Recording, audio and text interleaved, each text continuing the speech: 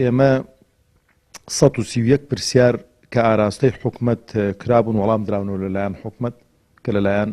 ئەندامانی فراکسیۆنی کۆمەڵی ئیسلامیەوە ئاراستەی حکومت کرابوون و ئەو پرسیارانەی نێردراوە بۆ حکومت وەڵام نەدراونەوە 17 پرسیار وەڵامیان نەهاتۆتۆ لەلای حکومت 69 پرسیار لەلایەن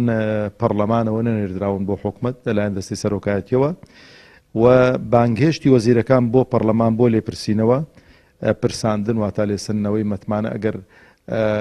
سیقا نەبوویان باوەڕ بە ئەو وەڵامەکانیان نەبوو 3000 پرساندن بۆ وەزیرەکان کراوە بە تایبەتی بۆ وەزیری سامانە سروشتیەکان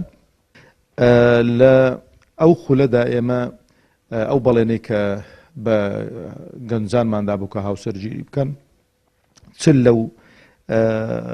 عائیلانە لەو خانەوادانە لەو خوشک و برایانەی کە پرۆسەی هاوسەرگیریان کردووە هاوکاری کراون بە دیکۆمیل لامانە و بڕی 12 ملیۆن و 400 هزار دینارمان پێداون بێجگە لە هاوکاری فەقیر و هەژارەکانی دیکە کە نەمان نووسیوە لە چوارچێوەی چالاکیەکانی فراکسیۆنە و جارەی 47 پرۆژە یاسا و هەمواری یاسا پێشکەش کراون بە پەرلەمانی کوردستان کە بەشێکی لەو یاسایانە خوێندنەوەیان بۆ کراو دەرچوێنراون و بوون بە یاسا و هەموو ئەو یاسایانش بۆ بەرژەوەندی خەڵکی هەرێمی کوردستان و زیاتر ئێمە ئەو یاسایانەمان کار لەسەر کردوون کە پەیوەست بوون بە ژیانی ڕۆژانەیان و بە ئازادیەکان و بە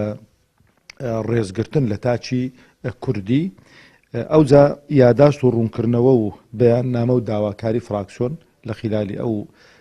حساب کە 5 ساڵێک کە لە پەرلەمانی کوردستان بووین بەو شرتێک کە 2 ساڵ پەرلەمانی کوردستان دەرچی داخرە 111 یاداشت و ڕوونکردنەوە بەیاننامە و داواکاریمان پێشکەش کردوون بە پەرلەمانی کوردستان.